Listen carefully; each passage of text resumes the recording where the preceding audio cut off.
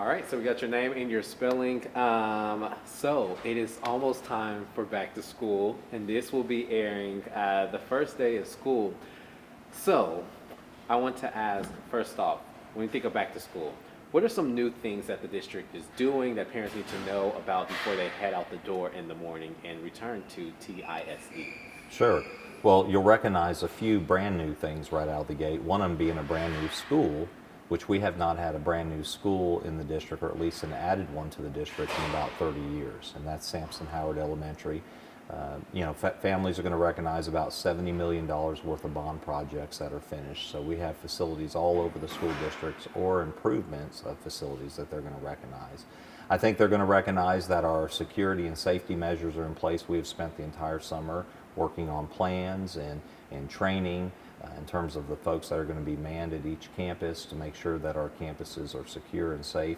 And so families are going to notice those people right away. As soon as they pull up in the drop-off lines, they're going to see security officers, police officers, and so forth. They're going to notice our security vestibules. Those are all finished, so we're excited about that.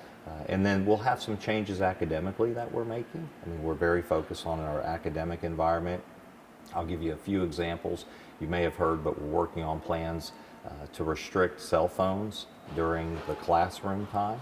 We actually did a survey to parents and a survey to staff at the high school, and they both came back and converged upon the idea that, hey, we think that cell phones are a learning distraction. So we're working on plans. We're going to roll those out to our families in the next week or so. We received input from our families all the way down to consequences. So we're very excited about that. And then, of course, we're focused on training our teachers. I mean, that's what we work on in the summer. We train our teachers. Right behind me, we have an administrator leadership retreat that's going on. We have about 70 administrators in the entire school district. So we're focusing on feedback and coaching and monitoring plans and systems. Temple ISD just announced that they're rolling out a new cell phone policy. Temple ISD, think about anything like that? So we're not going to go with pouches. We're actually doing cell phone lockers, and we've already purchased those, and those are going in every single classroom. In my mind, in order to expect consistent results, you need to also provide consistent resources. So we are providing a consistent resource in every single classroom. It's a cell phone locker. There's 30 slots in it. Basically, the student will go in, they'll put their phone in that cell phone locker, and then the teacher will lock it during the course of the class period. Then after that, obviously it'll be unlocked. The students will have their phones. They'll be able to have their phones during passing periods. They'll be able to have their phones during lunch, basically unstructured periods. But during the learning time or class periods, the phones will be put away. And do you think there's something that attention, grades and such? You say you got parent feedback from it, right? Sure, no, I do. We actually, a couple years ago at the high school, put something like this in place, but we didn't have the consistent resource. So there was an inconsistent practice of enforcing that, and the teachers that enforced it, say, better than others, they absolutely raved about how the students had better attention, they were receiving better work, quality of work, and so forth. So now it will be consistent across the board. We have parent support, we have staff support, administrative support, we even have the consequences outlined as well. Yeah, and I mean, what are those? Briefly, what are some of the consequences? Well, the first one's going to be obviously a verbal to the student. If they don't want to put their phone in the cell phone locker, that'll be the first thing. The second thing is if they still refuse, an administrator will come and take the phone and the student to the office. We will put it in an AP. We'll have a cell phone locker. We'll have it in there. And then next we'll get into student code of conduct infractions, and that could be ISS for the rest of the day, and it could be detention after school. And so as part of the parent feedback, parents felt like that students should have access to their phones, but not during class. So we felt like that was very important, and that's why the plan we have only restricts the cell phones during class time. Students can have their cell phones during passing periods. They can have their cell phones during lunch. And so that way we strike that balance, and we take the parent feedback as well as the staff feedback, and we're able to put together a good plan that meets both sets of expectations. Yeah, and I want to ask about staffing now. Sure. We know there's a teacher shortage that's been going on for a while. Classroom, a lot of people not getting into teaching because of the pay and such. Could you tell me about staffing overall, from bus staff as well as teachers? kind of where you all are at and what are you all doing to recruit more? Sure. Well, we have been very fortunate. Let me just start there. And I don't want to jinx this, but the last 2 years we have started our school year for a district our size with 0 teacher vacancies. 0. There are districts around us much smaller, and in fact, I just said this to our administrators, that have started with teacher vacancies. So we've been very lucky, and we're tracking to do the same this year. I don't want to jinx it, but we're tracking right now. We have 6 teacher vacancies that I'm aware of right now this year. I'm not aware of any in transportation department. I think we do pretty well there. We pay well in our transportation department. We also conduct our own in-house training for certification, and a lot of school districts don't do that, so we're able to get people certified. So I am unaware of any openings in the transportation department, but right now that's all we have for teacher vacancies. I think we'll be able to get them hired.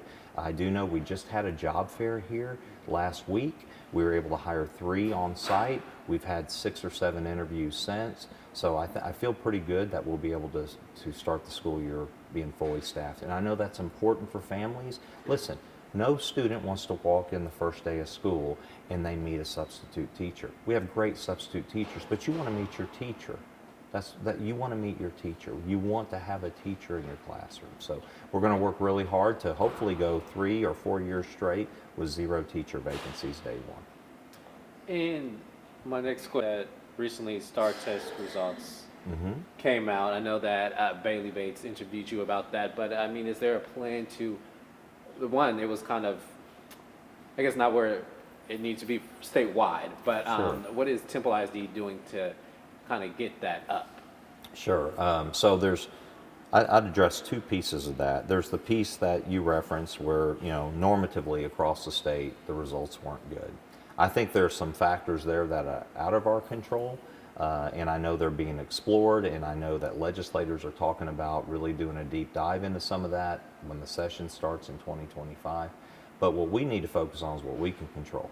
And we have a responsibility when it comes to those results as well. It's not just everybody's fault.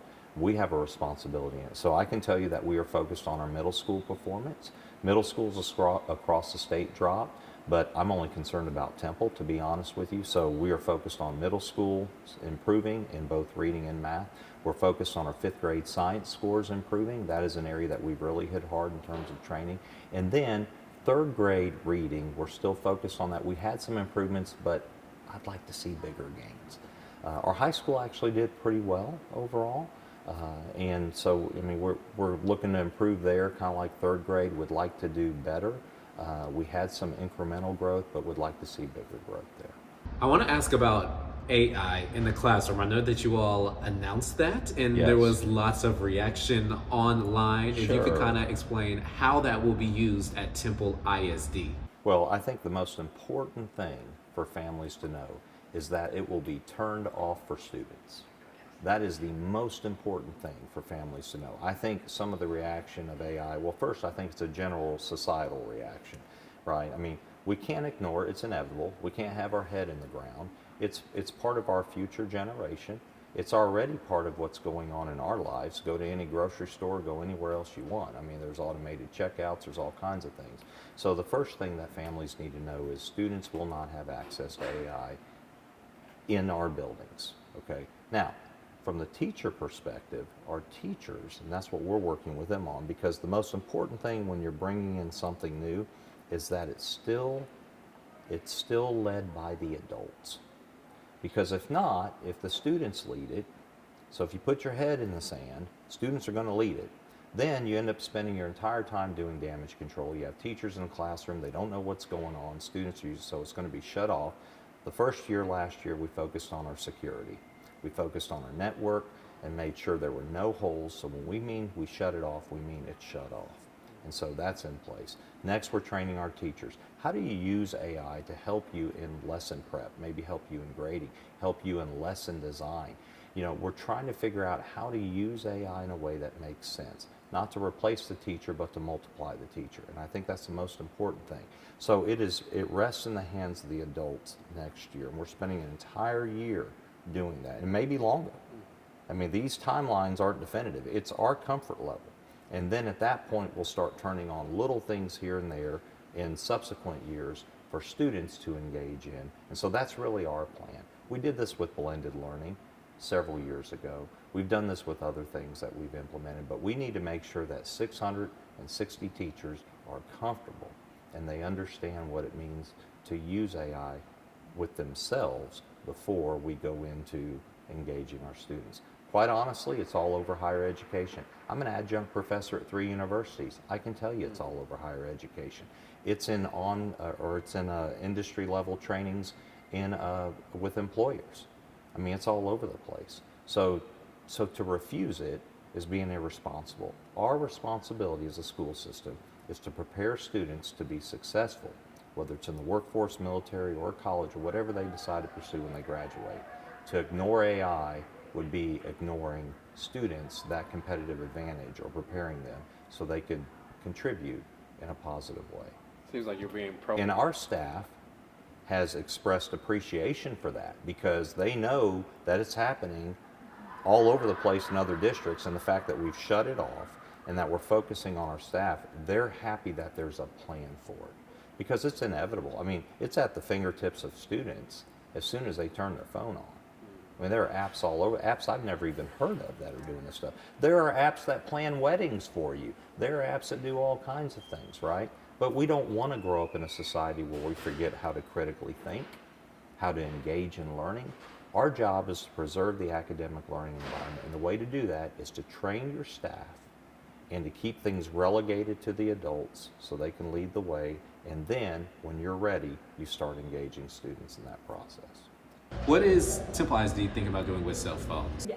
We didn't feel like the pouches were suitable because that makes them mobile, and at that point you don't really have the same level of security and control over the environment. So I did. Of course, a lot of people have stuff to say, and as people, I'm interviewing you. Yeah, of tomorrow, course, so I was like, absolutely. what are some questions you all want asked? Sure. Someone asked, "Will Temple ever build another high school?" They say it's huge and Yeah, that comes up quite a bit. And I'll explain why. And I've explained this a million times over. The city of Temple and the school district boundaries are two different things. The short answer to that is we have another high school in the city of Temple. It's called Lake Belton. The city of Temple has 4 school districts in it: Temple ISD, Belton ISD, Academy ISD, and Troy ISD. You have one big city with 4 districts in it. So Belton ISD makes up a large part of the city of Temple, West Temple, right? So our high school has 2,300 students in it. Now I want you to think about that, 2,300. Belton, they didn't go to another high school until their high school had over 3,000. Georgetown didn't build Eastview until they were over 3,000. Waco didn't go to another high school until they were over. That's pretty standard, right? We're nowhere close to that. Our demographic study shows that our numbers right now, we're under 9,000 students. Most districts has a total, you get to about 13,000 and then you split off. So the short answer is, if we get to a point where we need another high school, absolutely, we'll do what we've always done. We'll purchase land, we'll build another school. Mm-hmm. But we're not at that place. We're not even close. This high school holds about 2,600 students. We're at 2,300. Now, if we need to add, which we may, the demographic study is showing that past 2030, we will have a high school that will have a little over 2,800.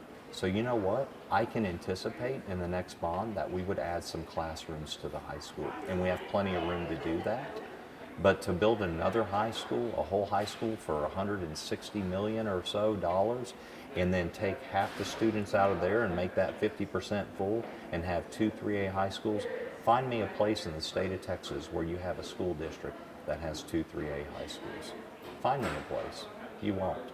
So we have researched every 2 high school district that we could find in the area, and they've done the same thing. About 13,000 kids, College Station has 2 high schools. Georgetown had 2 high schools. Belton, right across the road, did the same thing.